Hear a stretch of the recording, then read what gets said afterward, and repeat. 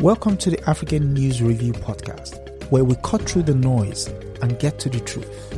I am your host, Adesoji Iginla, and each week we are here to challenge the biases, prejudices, and misinformation in the Western press about Africa. Using historical context and contemporary insights, we set the record straight and reclaim the narrative. Tune in every Sunday at 12 p.m. Eastern as we uncover the real stories and reshape the conversations about Africa. This is the African News Review podcast, reclaiming Africa's narrative, one story at a time. Yes, greetings, and welcome to another episode of African News Review. As you can see, I have one of my two comrades here instead of, Comrade Milton has given his apologies. He won't be with us this week, but next week he would be. He should be right. Next week is going to be explosive. And we'll go into that subsequently. Yeah.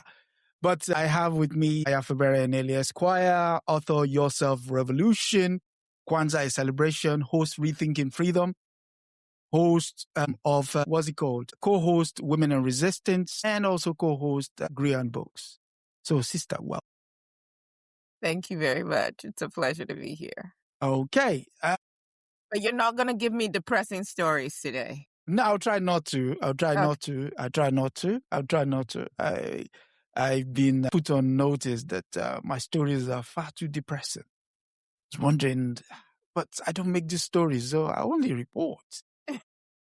That said, speaking of stories, what's the news where you at? Wow. The news where I am is that in the state of Texas, according to some poll, and of course, we don't put all of our trust in these polls, but nonetheless, there's no reason why any poll should even be able to come up with these kind of figures. The adulterer, the man charged with multiple conspiracies of fraud, he was impeached, all the evidence available, but the maggots decided not to convict him. Ken Paxton is actually leading the white savior of the Democrats, James Tallarico. You don't say.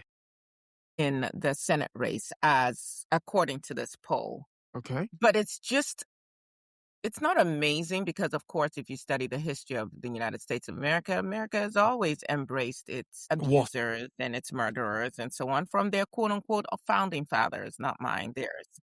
But for any logical, reasonable human being to put Tallarico and Paxton in the same room and evaluate what those men bring to the table and what their backgrounds have been, their moral turpitude, their desire to actually serve humanity, and decide that they're going with Paxton, shows me, again, that while we may vilify Trump and try to blame everything on him, Trump is not the issue.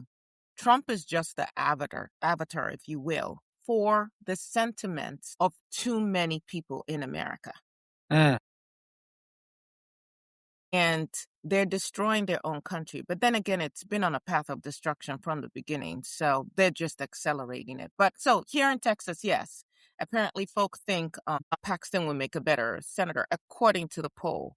Meanwhile, within Democratic ranks, people are getting upset with Jasmine Crockett. Why? Because Black women are supposed to put the Democratic Party on their back, carry it close to the finish line, at which point the Democrats will say, get the hell out of here, and then they'll cross the finish line without the Black woman.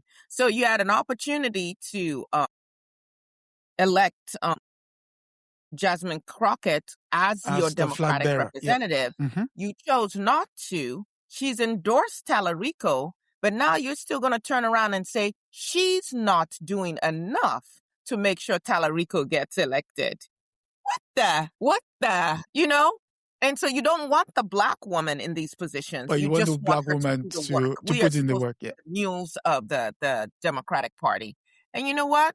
Black women are saying no. Having said that, we have to be very careful in these times, because I absolutely will vote for and campaign for Tallarico over Ken Paxton. Like, this is not an area where I can sit it out, because to sit it out is to sentence my children, my grandchildren, and really the whole world by extension. You see what Trump is doing chaos is creating all across the world and thousands of people that are dying as a result, hundreds of thousands soon.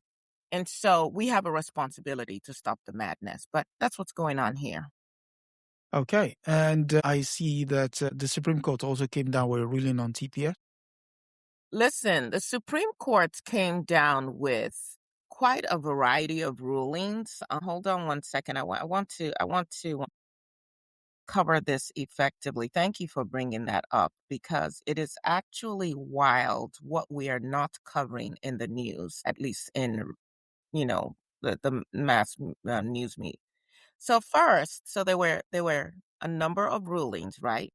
We had Mullen v. Doe, where they cleared the way to deport hundreds of thousands of people who came here legally and followed every rule this country has given them. So for those of you who have green cards, you can travel out of the country.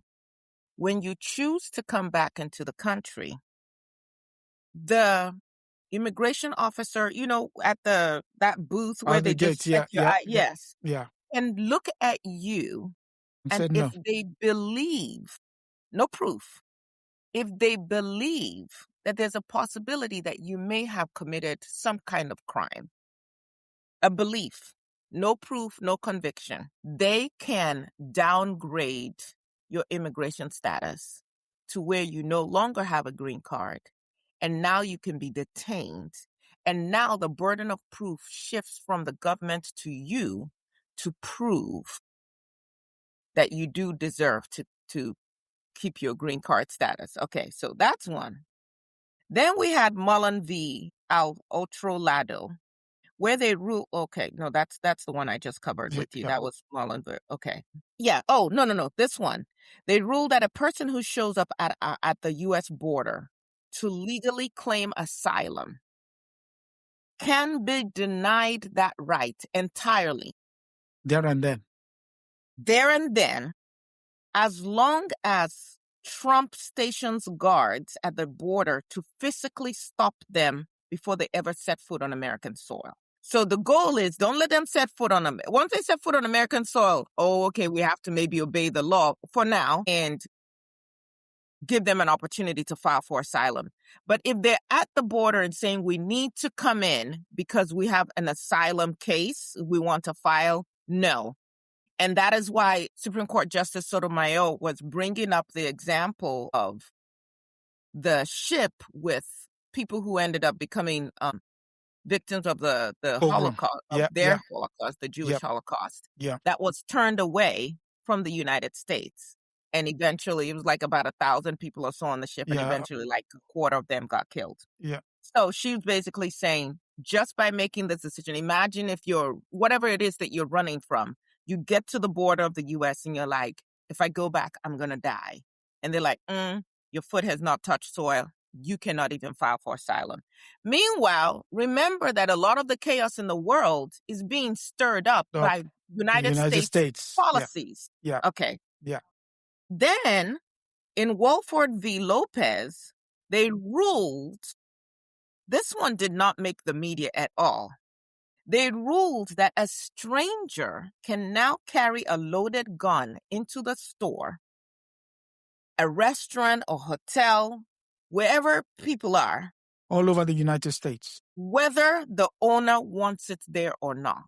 So I can be the owner of the store. You come in with a gun and I say, this is my establishment. You cannot be in here with this gun. And no, they have the right. Okay. And then, of course, the one that, let me tell you, are you all winning yet? Very much. For those of you who voted for Trump and the Republicans down ballot, for those of you who said, I don't do politics, and you didn't vote yet at all, for those of you who listen to Trump in the Black community, Hispanic communities, and say, what do you have to lose? Are you winning yet? Listen to this one. In a fourth ruling, all of them handed down the same morning, the Supreme Court handed Monsanto, the company that makes the toxic weed killer Roundup.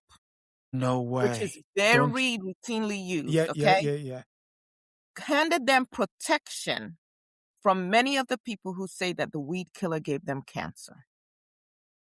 Go back and trace it. Monsanto's CEO gave a huge donation to the Trump organization, crime enterprise. Yes.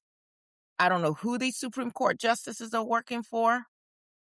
Allegedly, there are some kickbacks and some crazy things going on. But even if you didn't allege that, you just have to look at the trajectory of their rulings, how they are consistently ruling against humanity, ruling against the rights of American citizens and of anybody else, ruling for Trump and these oligarchs. So yes, all of that happened in one morning, and we're not talking about that. Stay with us. We'll be right back. Just taking a quick break here on the African News Review podcast, but don't go anywhere. If you're enjoying our deep dive into the real stories behind the headlines, make sure to subscribe so you never miss an episode. Every Sunday at 12 p.m. Eastern, we're here to debunk the myths and bring you the truth about Africa. Want to help spread the word? Share this podcast with your friends and leave us a review. It goes a long way in helping others discover the real Africa. Without further ado, let's get back to setting the record straight.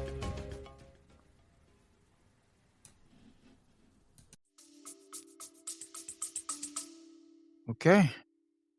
Well, you spoke about the issue of immigration earlier. The EU also came down with a ruling, which means local governments, when I say local governments, I mean countries, have the right to return refugees, deny them asylum under what is known as the return law. And in fact, when the ruling came down, far-right parties screamed in the chamber, send all of them back, send them back. And they started chanting, send them back. It's all online if people want to, see the so-called civilized nation act out their civility in public. That was one story. The other being the result of the election last week, the by-election in Macclesfield, which gave us Andy Burnham as the MP, and subsequently he might be made the leader. He might be made the leader of the Labour Party, has now surrounded himself with the same people that the previous Prime Minister had around him. So I guess it's just a question of musical chairs as opposed to a change of policy and a change of direction for the country. So maybe only a general election would determine where this country is going. So in effect, that's the story this week. And minded to start. So we go to our discussion for this week, and we begin with Sudan.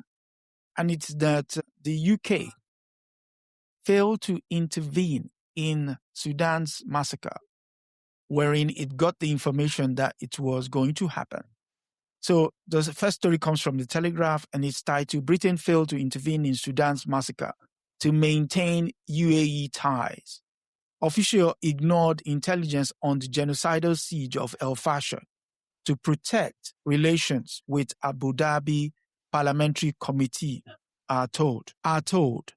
The government failed to intervene in a genocidal massacre in Sudan because of concerns it could damage Britain's relationship with the United Arab Emirates, a leading war crime investigator has told Parliament.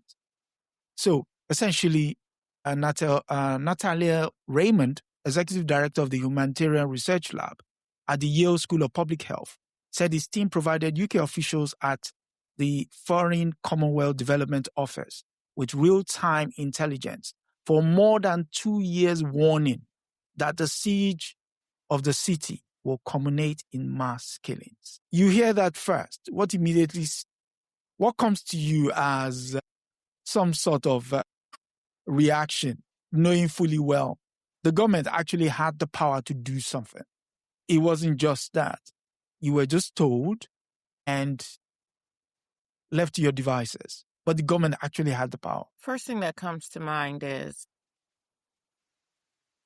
60,000 people. It's the size of a small town. 60,000 people with hopes and dreams, leaving behind how many hundreds of thousands of survivors who will probably never completely escape the trauma of what they saw and experienced, or the loss of their loved ones. Again, numbers, words on a paper, and we can just you know, sip our Starbucks coffee or eat your crumpets and drink your tea, and it's just an article, and then you carry on with your life. So what came to mind for me was what that would look like, what that would feel like in my body. What are the sounds that now keep you up late at night? What does that do to the psyche? What's happened to the orphans? Women. So, having said that, those of you who are frequent viewers of this channel, you know I raise chicken. Now, I don't have a whole lot, but I raise chicken. And somehow they got out of their coop this morning, by the way. I don't know what opened their coop for them. But the reason I'm bringing that up right now is, again, when we as Africans, due to all of the situations that we've been in, continue to put our hopes in people who have shown beyond the shadow of a doubt that they are not our friends and they mean us nothing good, then these kind of outcomes are not surprising. So let's take a look at some of the patterns here, because the historical record shows that this is not just about El Fasher, right? True. We saw this in Biafra. We saw this in Rwanda.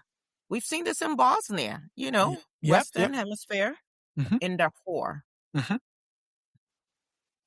The pattern is credible, specific, early warning exists. We have the intelligence, but the body with the formal responsibility, the UN Security Council penholder, the regional bloc, the great power with the country, whatever, whoever it is with formal responsibility, has competing strategic interests with the perpetrator or whoever is actually going to carry out this massacre, right? Yes. And so the warning gets discussed, but never acted on. They discussed it.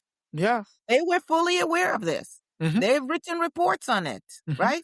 And they're aware of the consequences. They knew Yes. what would transpire. Well, but no humans involved. Then the massacre happens, and then we spend more money on an inquiry to document what everybody already knew. What's going to happen?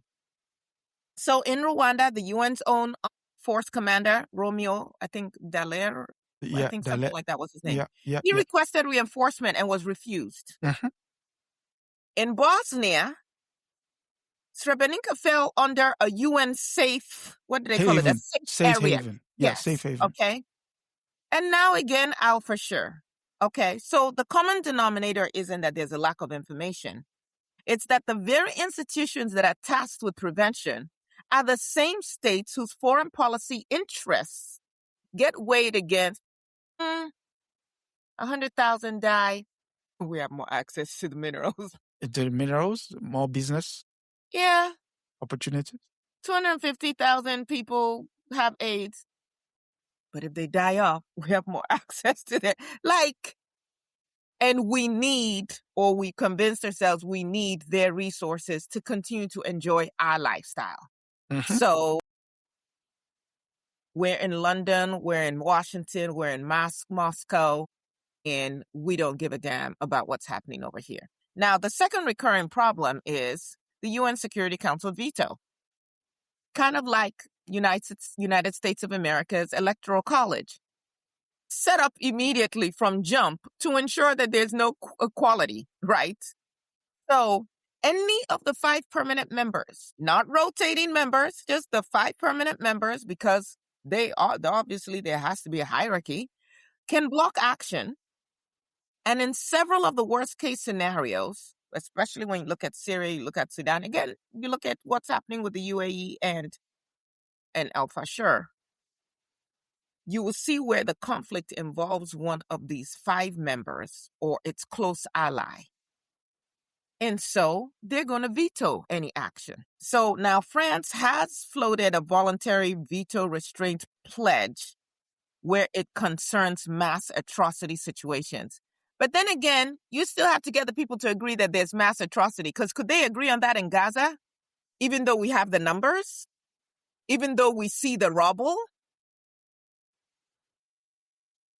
So let's look at, because I'm always trying to find, okay, what can we learn? What is something that, something that I can use to build a foundation for us to get past this place. So we see definitely that targeting facilitators rather than the populations themselves makes a difference. And so even in this case of Al Fasher, as they're showing in this article, when UAE thought there may be consequences, they paused this continued aggression with arming the quote-unquote militants, Rebels. the RSF. Yeah. Once they realized, oh, we're going to get a pass, then it's like full speed ahead. I do appreciate the work that Yale's Humanitarian Research Lab is doing, because that's independent real-time documentation. And that can help with, again, alerting. And then maybe instead of just waiting on the UN or foreign actors to come and save us, it needs to be us. And I know that we're putting a lot on the AU, but this is our family. This is our continent. Like, if we don't take it on, who's going to come and take it on for us? And then I think continuing to strengthen all regional the different bodies. Yeah, all the different international courts that exist, the ICC, the ICTY, the ICTR, all of that, so that there is some sense for those who are still rational that, hey, I might want to curb what I'm doing because this could end badly for me. Of course, we see the United States has pulled out of the ICJ.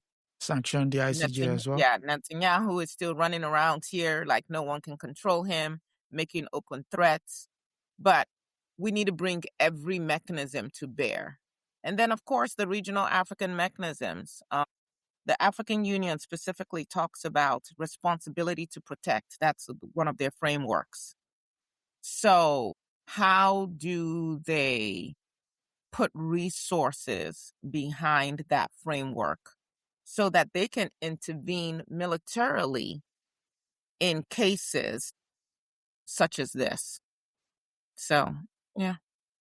I mean, you mentioned the issue of intervening militarily. We've seen it done before. In the case of when Liberia and Sierra Leone fell, there was the Economic Community of West African States came up with the ECOMOG, and largely, bodied by Nigerians.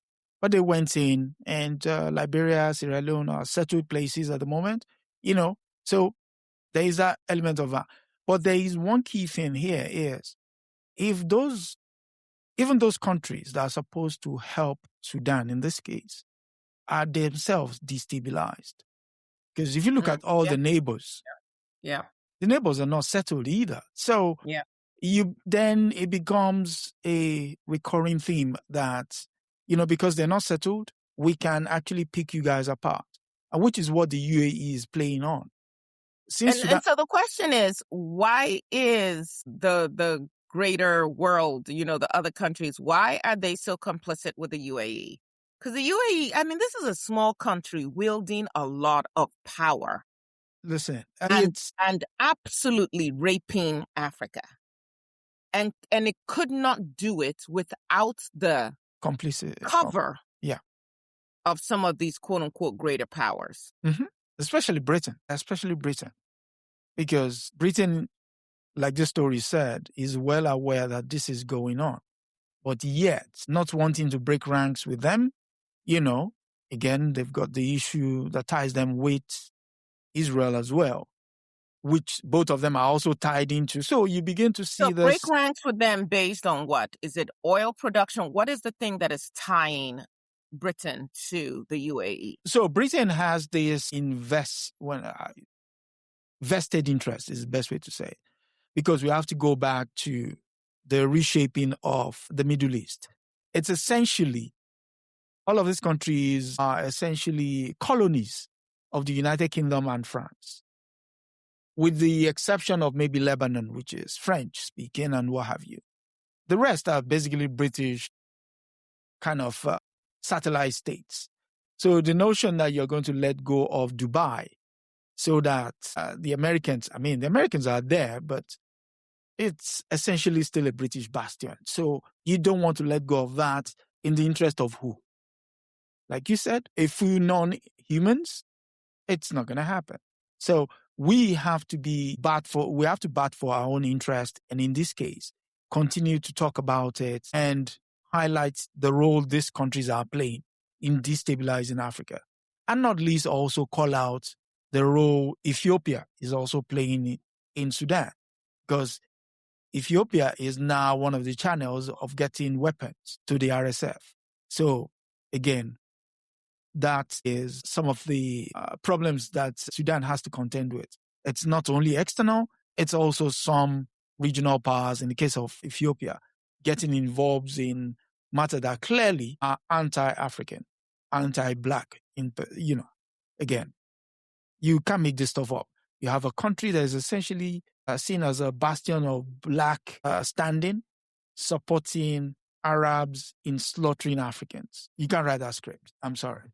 But hey, it is what it is. Any final thoughts on that story before we move on? The difficulty with a lot of the stories that we share here, and just given the colonial history of Africa and the fact that these people have, that it is a fact that the rest of the world needs Africa and our resources to survive. So them ever voluntarily leaving us alone is not going to happen. The question is, with all the instability, with the challenges that we're facing on numerous fronts, how do we still carve out enough wiggle room to begin to build up the kind of space that allows us to figure out our liberation? And I think I will go back to people like Ngugi wa Thiong'o and, here in the United States, Carter G. Woodson. Once we start to see things differently and to think differently, we can start to move differently. So even for all of these forces across the African continent that are allowing themselves to be funded and, are so short-sighted in what they think they're going to accomplish. Shows like this one that you have championed hopefully starts to wear down some of the propaganda that's out there, the miseducation that is out there, so that we can start to say, okay, yeah, you're giving me this ammunition, that's great. You're not giving it to me to fight you or anyone else coming from the outside. You're giving it to me to fight my brothers and sisters who live right next to me. Uh-huh. What do you stand to gain by this? If I'm giving you access to our mines and to our minerals, and you take out 100,000 and give me one penny, yeah, it's one more penny than I had, but wow, what's happening to the resources that you're taking out? So we just really need to challenge how we are seeing things and how we're allowing ourselves to be manipulated. And that, of course, also begins with those who would call themselves leaders across the African continent, because they are very much being manipulated as well. Okay. So leaders' resources gives us the perfect segue to go into the next story from the BBC, and which is that Guinea has decided to do what you said a couple of weeks ago. Guinea bans export of raw gold to boost local refining. The story is Guinea has banned the export of unrefined gold in an effort to promote domestic processing of the precious metal. The policy, effective immediately, comes after Guinea President Mamadi Doumbouya met industrial and artisanal gold producers and buyers and aims to boost the economy and create more jobs. Guinea would now require its gold to be processed within its border. Raw gold no longer leave Guinea, he said, adding that other countries have been reaping the economic benefit of processing and trading raw materials, which he clearly has been studying. So similar countries are Tanzania and Uganda, who are banning the export of unprocessed minerals and metals, and also Zimbabwe, which is going to ban the exporting of raw lithium from 2027. The aforementioned countries, Tanzania and Uganda, will ban exports in 4 years' time. So would you say this is a new way to travel, or? Can you go back up to the top? Top, okay. Where it shows who wrote the article. Who wrote the article? Thomas Namdi. and Hafsa Khalil. All right. I want to see more of us telling our own stories, by the way, because typically I see a little bit more of a focus on the voices of the people being impacted rather than the colonizers' voices. So that's just important to me. So, hey, thank you for this story, because I leave are like depressed sometimes. Like, I need to go and sage. Like, come on, Africa, can I get some good news? And we know that there's good news, but we also know that this international media oftentimes has to focus on only the negative things so that we can stay in that state of depression, so that we can believe that we truly cannot govern without them, that we need them to come and save us. So thank you for injecting this story. Now, that doesn't mean that I'm burying my head in the sand regarding all the other things happening. Yeah. But I also want us to celebrate some of the, some of the wins. Yes, yeah, some of the wins. And we do have quite a few wins that are happening, even as our people continue to battle against the forces that never want to see us win. So Sekou Touré is like doing a dance, and I am dancing with him as well, because those of you who remember the history of Guinea, I don't know if you want to tell it, because you're the one who wrote the book, Africa Illuminated, which I'm sure everybody by now knows they need to go and get. But Guinea, remember, was the country that said, "No." Can I curse? You know what? My parents are like, you never used to curse before. I was like, yeah, I've never been this pissed off. Okay. But anyway, I was not raised to use quote unquote bad words. If you're an intelligent person, you should be able to communicate without using coarse language. Profanity, you know? Yeah. So I don't know if my brain cells have shrunk since then, because now I'm feeling more the tendency. But anyway, I digress. The point here is Guinea under Sekou Touré said, to hell with you, France. We're not signing on. We don't want you. We want our independence. Go. You ruled us from 1891, something like that, to 1958. Mm-hmm. No, take your talons out. Go. And of course, what did France do? These damn people who always want to point to other people as terrorists and bad actors and all of that. You used my resources to build up whatever infrastructure that you did have, which all the infrastructure they had was based on extracting, right? Yeah. But still, what did France do before they left? They destroyed everything. What they could not take, they destroyed. Which is theft. Because if you use it's like if I hire a contractor or the contractor, you take my resources, rebuild my home, whatever. And then when I say, okay, thank you for your services, don't you need you anymore, you got to go, you're like, I'm destroying everything. You're destroying what I essentially paid for. Anyway, so just a little bit of history. So they kick France out. And of course, France retaliates in so many ways. And by the way, watch what France is now trying to do to Burkina Faso. Go read up what they've just done with the European Union, the same playbook.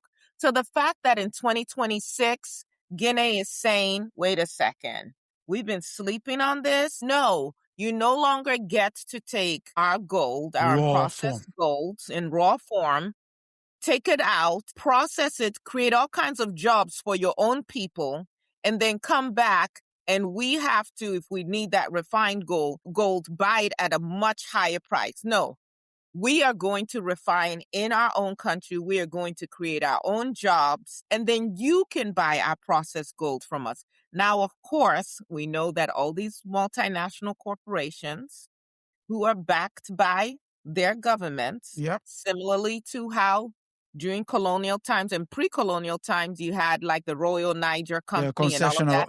Concessional companies, But they were backed by the power of the military of their countries. We are going to see the pushback. We are going to see the court cases. We are going to see them trying to sanction Guinea in some way, shape, or form. But here's the thing, Black leaders, African leaders, going back to Thomas Sankara. If we link arms, if every country, Ghana says they're implementing theirs 2030, I don't know what they're waiting for. Maybe they're waiting to when their contract runs out. I don't know if it's when the contract runs out or when their manufacturing plant is now up to speed, whatever. But if all of these African nations begin to lock arms and say, yep, it's the same here, it's the same here, it's the same here, it's the same there. We're also going to look out for our sovereignty. I can see that really changing how things happen. Now, they will fight back. Of course.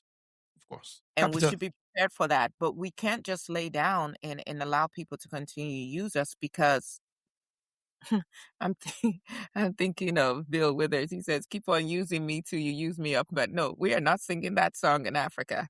That time has passed.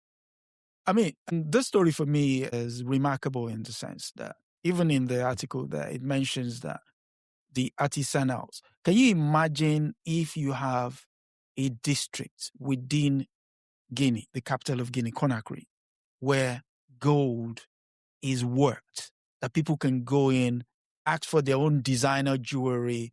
You have African Americans, you have Europeans going there.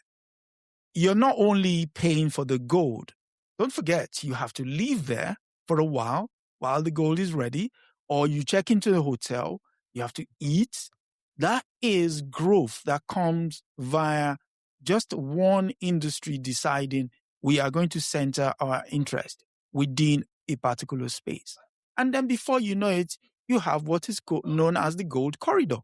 You have Burkina Faso, Mali, Ghana, all in one line. That's the Gold Corridor. And if you want to buy gold, you go there and you buy your gold instead of coming to Europe. I mean, No, instead of going to Dubai, Africans go to Dubai to buy gold. Which is the basis of the story. Dubai has no gold deposits. So how did Dubai get all this gold? How did the UAE get all this gold? We don't even ask these questions. France has one of the largest gold reserves in the world. But yes, France does not have a single mine.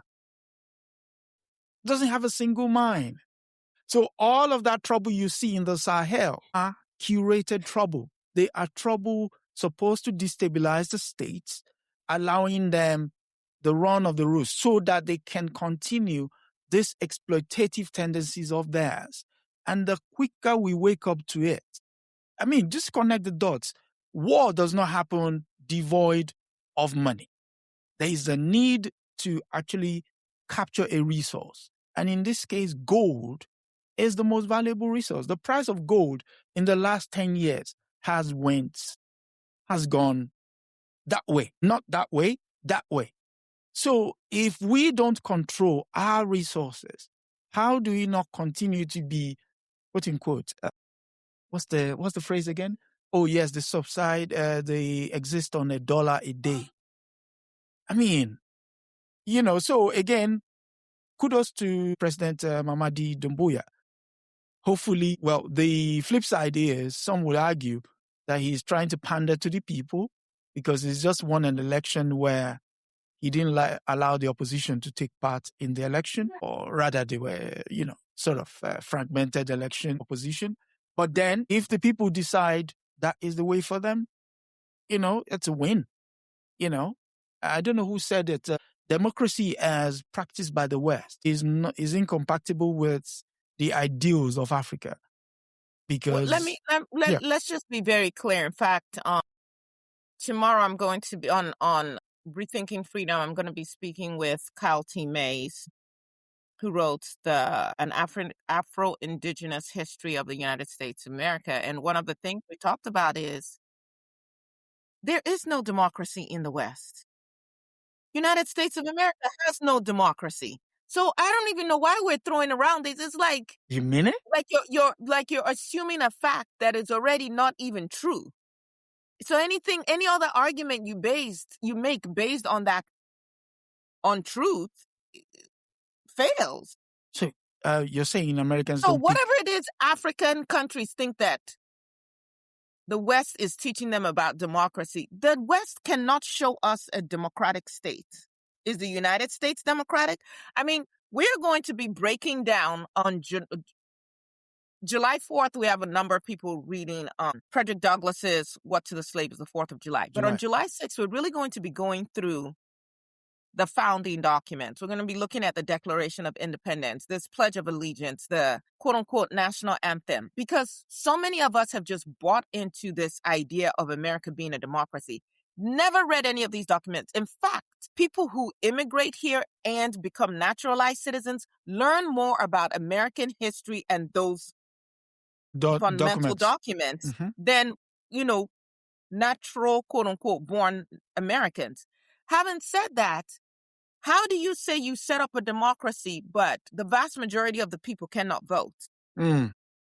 And then after years and decades of clawing back an opportunity to vote, you already have the electoral college in place, which defeats the whole notion. So right now you have, on any poll, Americans will tell you we want gun control.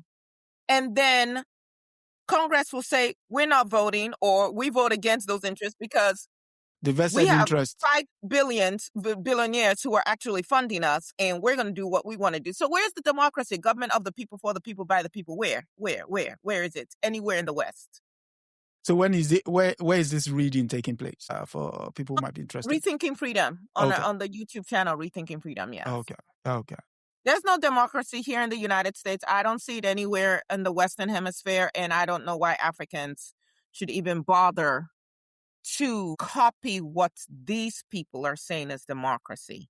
But if we study our histories, and I'm not, trying to romanticize Africa, but when we look at some of our customary laws, we do see communities that functioned in ways that looked more like what we say is a democratic state than what we have now. So Traoré is also going to be tagged with, hey, he stopped the political organizations and parties and so on and so forth. Of course, we do know we have extremists like Museveni and others who are creating issues. But then here in the United States, you've got the two parties. None of the other parties have been able to break through. And those two parties are 60% the same, if I were to pull a number. They're representative? 40% of the time you might see, okay, I'd rather go with this one and get some breathing room than the other one that will kill me outright. But yeah. Okay. So let's go to East Africa, Kenya.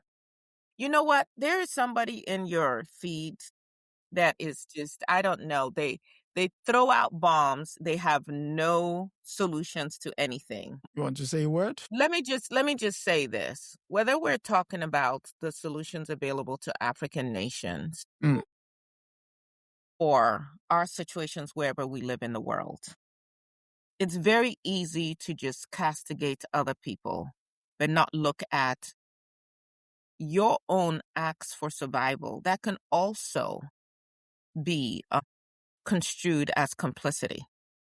I'm an attorney in the United States of America. I am a sworn officer of the court. You understand what I'm saying? Do I then say, well, because I disagree with a lot of what America stands for, then I'm just going to rip up that bar license and then not even be available to fight on any level for my people? No. If you're in a school district where the school textbooks are kind of skewed, so on and so forth, do you just say, you know what, all of us should withdraw from public schools, even though public schools educate the vast majority of Black and brown children?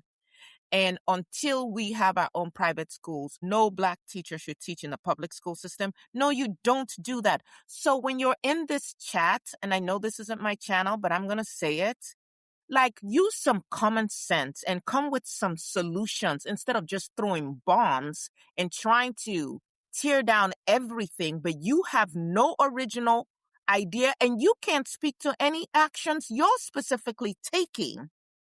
So yes, you can say don't vote. How is that working out for us here in the U.S. and then now for the rest of the world who has to deal with the nincompoop that is in the White House? Stop it. Come with some solutions or shut the... Now you're going to really make me cuss. Okay. For the person in the chats, I see what I see the post. So you have to understand something. Even the revolutionaries, the hardcore of the revolution, which is one of my greatest heroes, Che Guevara, Ernesto Guevara, in his letters, what's the title of that book? A series of letters. The book is titled, what's it called again? I Embrace You With All My Revolutionary Fervor. In writing to his wife, he said, some would say I am crazy, but I know why I do what I do. And we showed people in Cuba that we could capture power and rule. But in some countries, you cannot do that. You have to encourage them to rise up against the government in charge. So you have to look at the situation, the context, and decide how you operate. You don't operate in a vacuum. Even Amilcar Cabral, in his book, Unity and, what's it called again? The name escapes me now. In his book of essays, says you have to study, the people have to study what brings them together and use whatever brings them together as a way of ensuring that you use your binding. So for Amilcar Cabral, it was culture. What binds us together? Culture. Let's use culture to protect ourselves and fight against. So you don't just use the tools in front of you. You don't just say, because it's not working now, when you're not truly organized. You need to organize. Voting in itself is people coming together, organizing and deciding. This is what stands. Okay, classic example, Mamdani.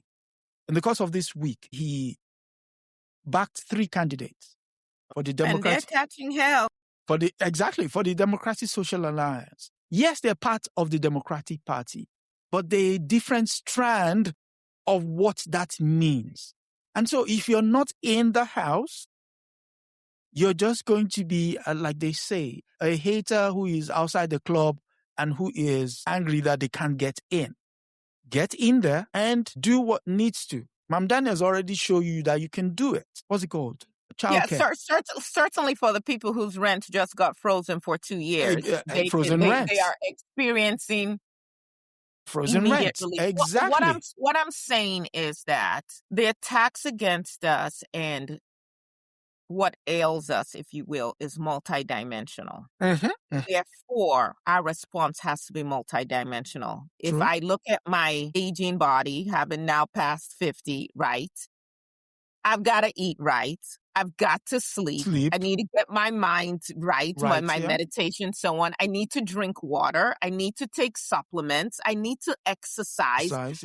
Not one thing. If I just exercised and ate horribly, I'm not going to see the results I'm looking for. If I slept all day and did not exercise my mind and all of that, I would not see the results. So you've got to come at it from a number of different points. One in particular is not going to be the thing that solves your issue or takes you out of bondage, but it's working on all fronts simultaneously that will give us that opportunity to eventually break out of this oppression that we're still under. Also, come on, y'all. And also study what has been done before, some of which worked and some of which didn't. The ones that did, embrace them, bring them up to date, and the ones that they just discard them. That's it. You know, instead of, as they would say. Saying, listen, here I want us to be solution-oriented. So if you're in the chat, love it. I love that we're having this conversation. But I would say, and come trying to resolve issues, not just throwing bombs in the room. Anybody can destroy, but it takes a lot more skill set to build and emotional intelligence to build. Okay, speaking of common sense, let's go to Kenya. Which ain't common. Let's go to Kenya, and it's that the minister has decided to follow what the people actually wanted. So it comes from Kenya, and it's the Kenyan minister orders halts to construction of US Ebola facility. Decision comes after Aden Duale, who is the minister in charge, was held in contempt for ignoring previous High Court ruling to stop work. It is that Kenya's health minister told the court he has ordered preparations for a US-run Ebola quarantine facility to stop after being held in contempt for ignoring a previous order to end work. Many Kenyans strongly oppose the facility, with deadly protests erupting since the complex was announced in May for U.S. citizens evacuated from Democratic Republic of Congo, which is grappling with a widespread Ebola outbreak. There's a part here. So after the government continued to press ahead, the court said on Monday it was holding the health minister Aden Duale in contempt of the order, and he would appear for sentencing. On Tuesday, however, Mr. Duale apologized to the court, saying he had ordered the immediate and complete cessation of any intended construction site preparation, or related activities concerning the Laikipia air-based facility pending the hearing and determination of substantive petition or until further orders of the court. But wait for it. There's a part here. Wait for it. Wait for it. In court on Tuesday, Duale defended the US quarantine facilities, saying that fears that Ebola would spread beyond it were scientifically unfounded. The president, William Ruto, said earlier this month that Kenya was doing the right thing by allowing the facility to go ahead. You were talking about leaders earlier. What sort of leader is? Yeah, thank you. Unity and struggle. Go back to the part of what his master told him. Brother Ruto, listen, I don't like to just insult people. And I'm not going to say on these airwaves anything I would not say to you in person, sir. What is it that the United States said about this? The United States are not. They're not centered in this story. There's an entity that was mentioned here. The human rights group that came up with the court. Maybe it was in my additional research. I think it must have been. The government. Hold on. The judge. No, keep going. No, there was a line about. You mean here? US officials said and told Reuters. Yes. There was a buildup of structures. Yeah. According to satellite imagery from 22nd of June, viewed by Reuters. 3 people were killed in protests against the quarantine center. Kenya has never recorded a case of Ebola. Many Kenyans oppose bringing potential carriers of this highly contagious disease into the country. If it's too dangerous for America, it is too dangerous for Kenya. Scroll down really quickly. Let me see. It must have been in my additional research. Where? You mean the money? The money part? Yeah, no. On 29th May, the U.S. State Department said on X, because, of course, this is how the U.S. now communicates under the Trump regime, we are aware of the court action filed in Kenya against the Ebola isolation facility. We are in touch with Kenyan authorities and are optimistic we can resolve objections. Imagine that. They're optimistic. Imagine, for those of you who are so patriotic for United States, because, hey, you are, this is the country you claim, whatever. Imagine some other country coming in to build a facility contagious to house people who have a disease that does not exist in your own country. And then officials from that other country saying, we are optimistic that we will overcome whatever objections you silly Americans have to us imposing our will on you. You see, because even those of us who are of African descent in the United States, we've bought into the hubris of America. We've bought into American exception. So even when this country says crazy things to other countries, we kind of like, we're the best. We're the greatest country in the world. And we don't think of the absurdity of any other country coming in and being able to impose themselves on you in that way. We need to stop it. So back to this thing. Ruto, brother, what did they pay you? I mean, we know that Epstein was paying for the college education of the children of the prime minister, right? Yeah. Of the Virgin Islands. Yeah. He had the prime minister's wife on his payroll. And in his will, I believe he left her $1 million. So, Ruto, what, brother? I'm not saying they are. I'm just curious. How are you so anti your own people? Like, you actually have not presented anything to show how this is in the interest of Kenya. You haven't said, oh, Kenya is getting extra money. Kenya's tariffs are being lifted. The tariffs against Kenya are being lifted. You haven't said, oh, as they're building up this Ebola facility, they're actually going to fully furnish another hospital for. You have not shown us anything that the Kenyans get for this. So, bruh, what And then for this minister to need the courts to say, yes, you're going to be held in contempt. You are going to be imprisoned if you don't follow our order. But finally, shout out to the people of Kenya. And this is where people power shows up, right? True democracy at this point.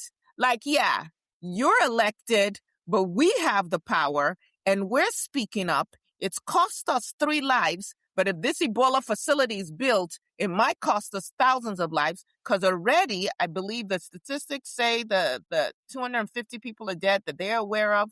Over 1,000 infected. Yeah, within Congo. Yeah. Yeah. So shout out to the people who did not stay comfortably in their homes or behind keyboards, some of you in this chat, but who went out into the streets and fought. Listen, in my community, people know that I am also in the streets fighting. I am not just on this screen. So don't come here talking nonsense if you're not fighting. But shout out to the Kenyans who went to the streets and fought for their own rights, their own sovereignty. And we need to do more of that.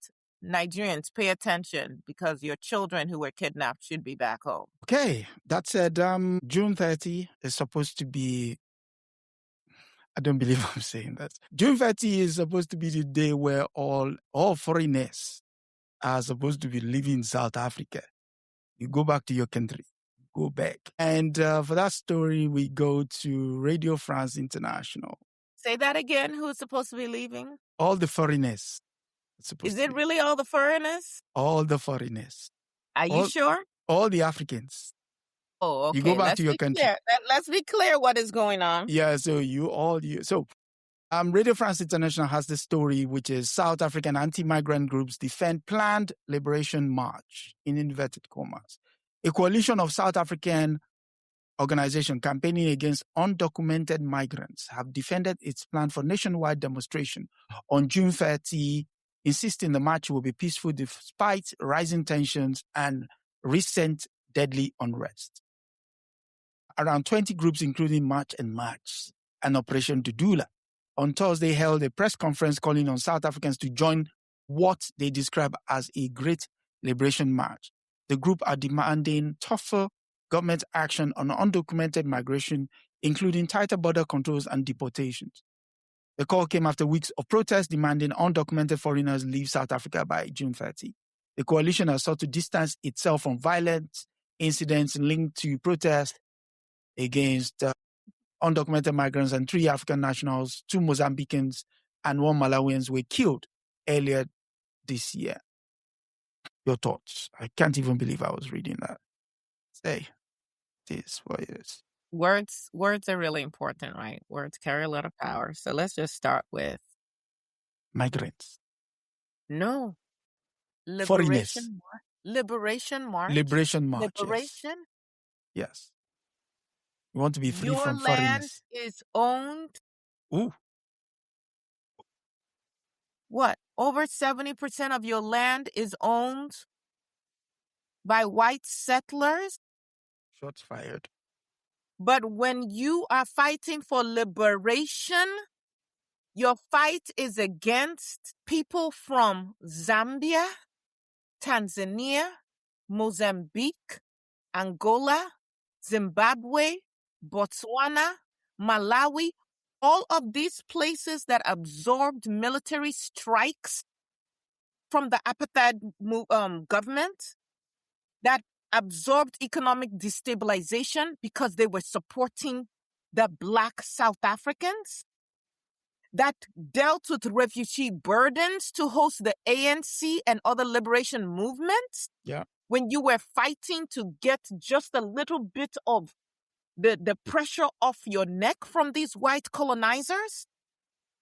And now that you have some breathing room, the people that you want to fight against, your liberation is against all migrants complete in the country of South Africa is put at about 5%.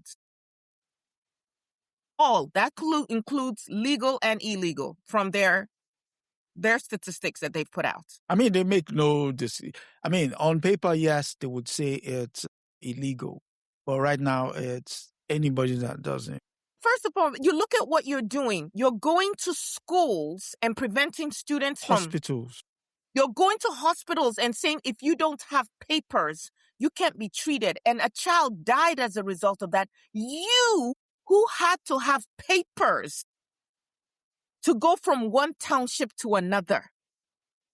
You see what this colonization does to our mind. Now, I know that some of my South African brothers and sisters are going to come for me. Listen, we know the real issue here is that people don't have the resources they need. Right. Don't have the jobs, don't have access to what they need to live a life where they feel like they're thriving.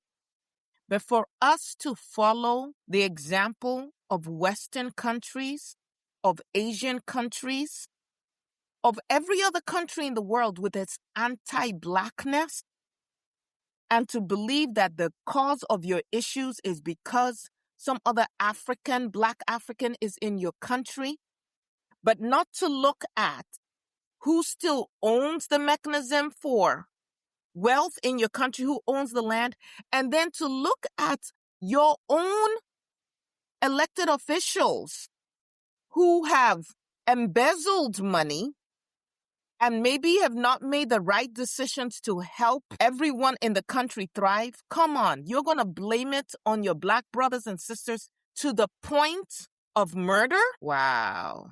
Come on now. Yeah. We need to do better. But again, I was trying to do the research on who is funding these entities. And you know what?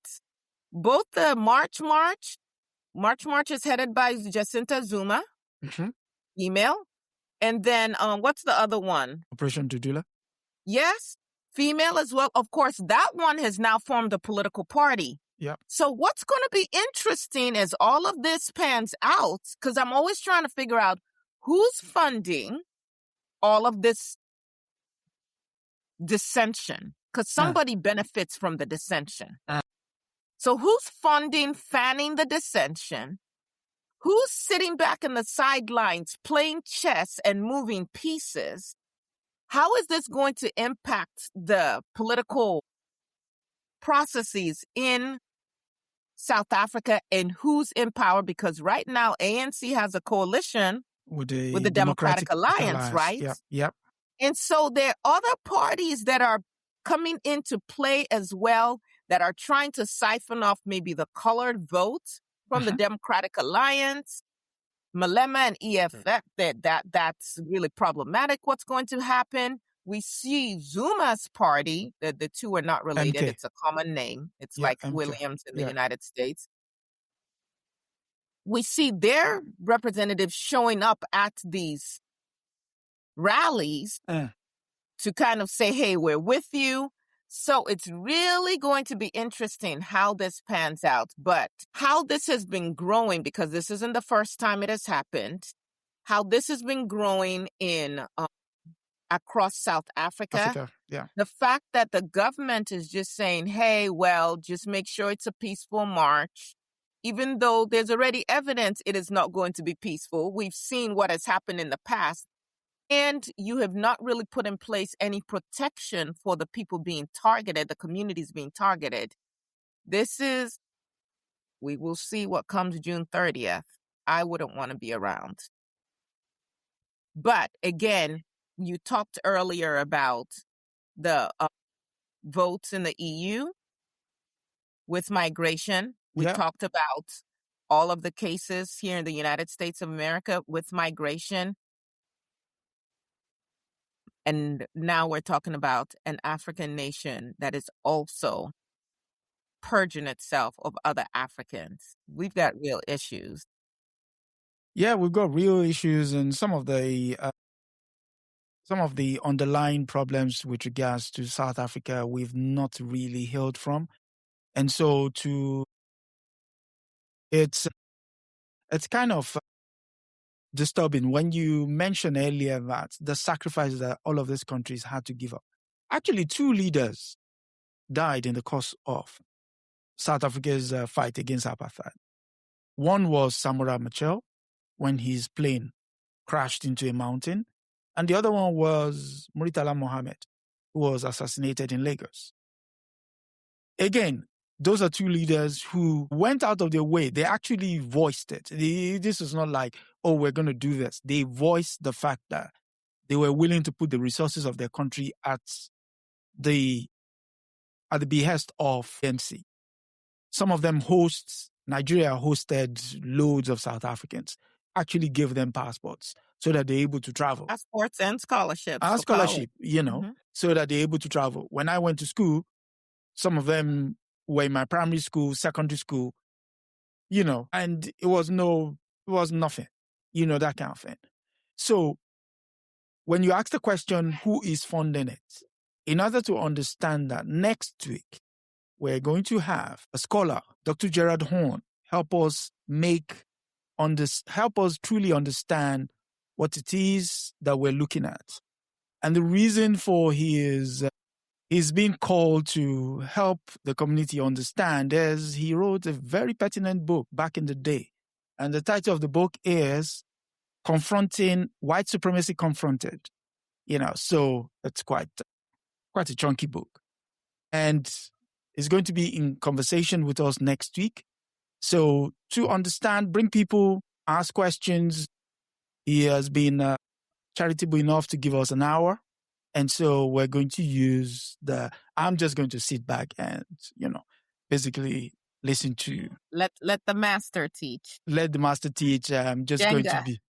Yeah. So I'm just going to be. So next week at the same time that this program normally runs, it will be an African news special, and it's also going to be post June 30. So the fallout and what had led to that, we would get an understanding from Dr. Horn. And going back to that. What's interesting as I think of, I mean, we've talked in the past about the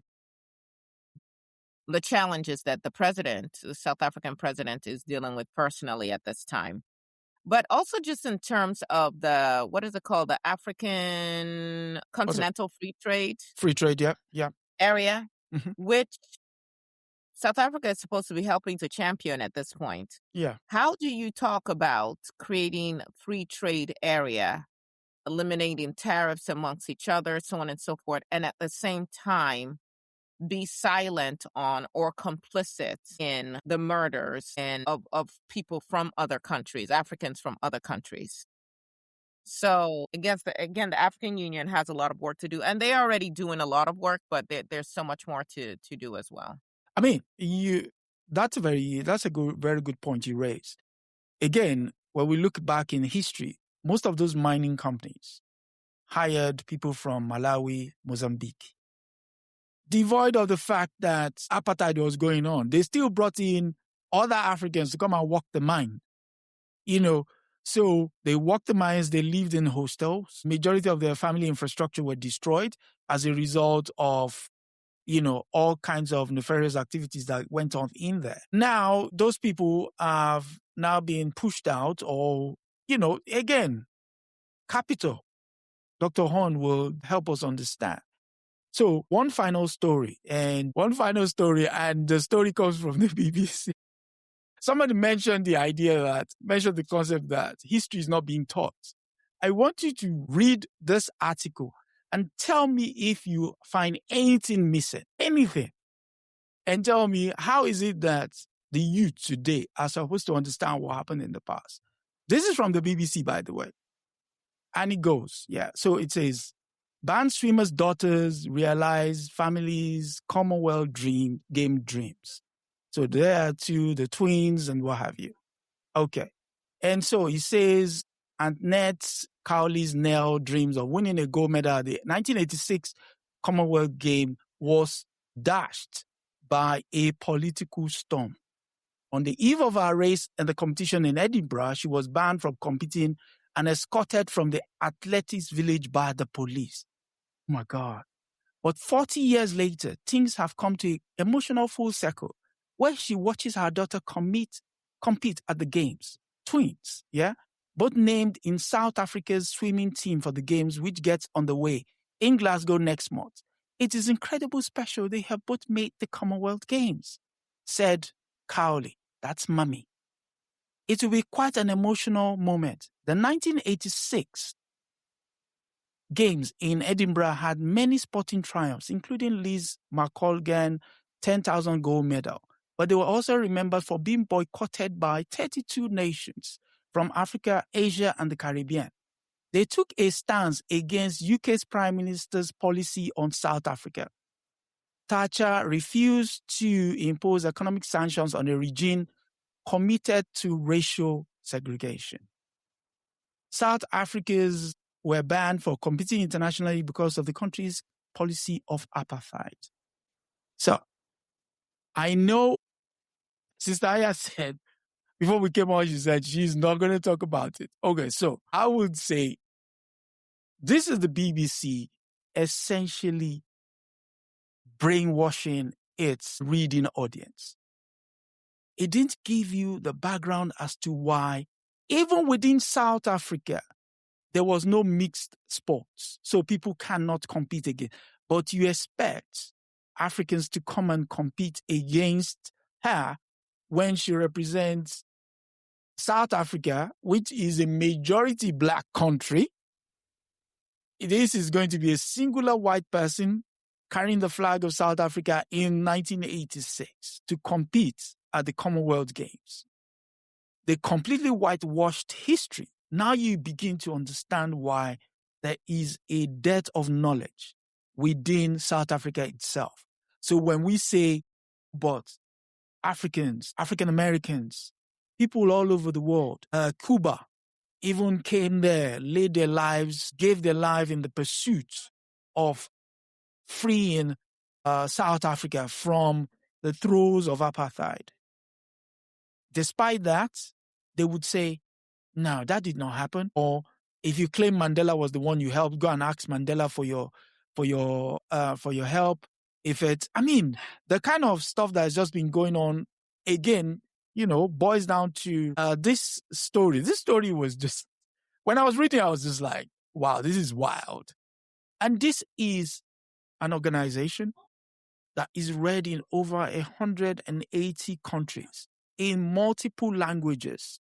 So this story would have made the rounds devoid of context. Yeah, but you're amplifying it. No, I'm not. I'm amplifying it to show the stupidity. I want to even, who wrote the story? Let me even go there. Sorry. So family, like Adesoji said at the beginning, when he sends across the stories, usually I just go along with whatever he says because they're stories we need to talk about. When he sent this one, I sent him a message. I was like, bro, you're on your own for this one. I don't care what them melanemic people are doing right now in that sense. I don't care. Don't want to talk about them. Not going to call their name. But what I will tell you all was that we had a reparations conference in Ghana last week.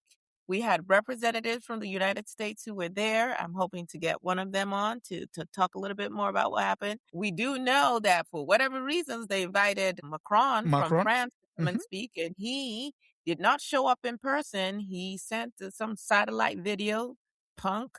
But at any rate, looking for wins from Africa. What we do know is that John Mahama, president of Ghana, that there were 3 key mechanisms that he highlighted to move the reparations agenda from advocacy to implementation. So remember, we talked here about the UN votes that took place, the 123 countries that voted for, all of the colonizers that abstained, and then the deranged countries, including the United States, Israel, and Argentina, who voted against, right? Yeah. Right? Okay. So here are the 3 key mechanisms that he's proposed. Yes. One is the African Union Committee of Experts on Reparations. Check this out. A multidisciplinary body of 19 experts from across Africa. Hopefully they're actually Black Africans. But anyway, charged with developing a common African position on reparations and a continental reparatory program of action, right? The second one is an African Union reference group of legal experts on reparations, a panel of 11 legal experts that will produce the legal framework and advice needed to support the reparations movement. So they're to develop legal arguments concerning slavery, colonialism, apartheid, restitution of cultural property, so on and so forth.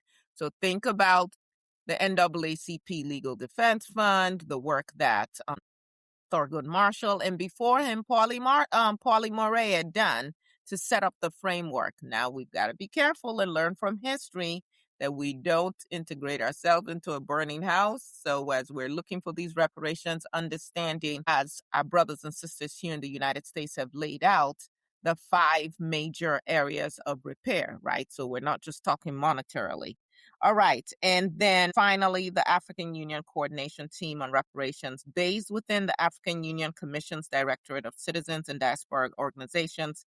They will coordinate the work of the AU departments, agencies, and external partners so the reparations agenda is implemented across the African Union rather than remaining confined to one office. Now, we can learn from what he is setting up here or proposing here, because we need to replicate this in terms of mining and any contracts across Africa.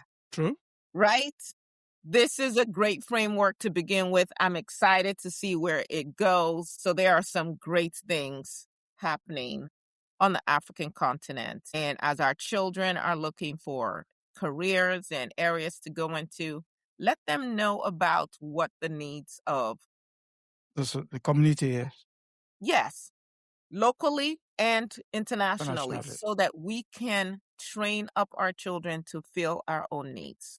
So before we close, this week on Women and Resistance, we're going to be looking at the lives and times of Ida Gray. So that's 7 p.m. Eastern Standard Time. Not to be confused with Ida B. Wells Barnett, who we've already done. Ida Gray, and she is someone that should be known. Yeah, Ida Gray, yes. And next week, like I said earlier, at this time, we'll be in conversation with Dr. Gerard Horne. He is going to walk us through what is happening on the continent vis-a-vis South Africa and what we need to look out for. I mean, I'm just going to be sitting down. Yeah, we're gonna let the legends Alamadi and Horne, Dr. Gerard Horne, have a conversation. I'll just be here with my notebook. I'm just going to be a student. So yes, so be on time. Yeah, the conversation will start at 12 p.m. Eastern Standard Time, same time as this program will normally. So it's going to be a special. Join us for that. And again, if this is your first time here, do like, share, and subscribe. So also tell everybody else who needs to know that Dr. Horne is coming. So, and until then, sister, final thoughts? I appreciate every one of you. Thank you for being here. Thank you for the conversation. Thank you for continuing to believe in us. And Adesoji, thank you for all the work you do behind the scenes to make this possible. Yeah, thank you very much. Yourself, the good comrade, who would be here next week and in conversation again with Dr. Gerard Horne. I think he said he was attending Trump's. No, he's not. There. Yeah. I think he said he's representing the White House. I cannot allow that. Nobody's attending in the. Hey, Janae, have you gone to the fair? I heard nobody's there. I mean, she's probably there. She's probably there watching African News Review from there. So knowing Janae, she's probably up front and center, clapping for every pronouncement he makes, So I'm just waiting for when the mic will catch one of his farts, because you can see from the looks of the faces of the people around him that man is letting out stuff. All of a sudden, people's noses would just wrinkle up. I can't wait for the microphone to actually capture it. And then the Iranians can make a Lego, whatever. Of course. Song from it. Yeah. So anyway. Just bringing a little brevity, y'all. So that said, next week again, Dr. Gerard Horne. And until next week, sister, final word. Y'all have a great one. Yes, have a great week, and see you then. Good night, and God bless. That's a wrap for this week. on the African News Review podcast. We hope you are leaving with a clearer, more truthful picture of Africa. Remember, every story has another side, and we're here to uncover it. Don't forget to join us next Sunday at 12 p.m. Eastern as we continue to challenge the narratives and reclaim Africa's voice. If you've enjoyed the show, be sure to subscribe, share, and leave us a review. Until next time, keep questioning, keep learning, and keep seeing Africa for what it truly is.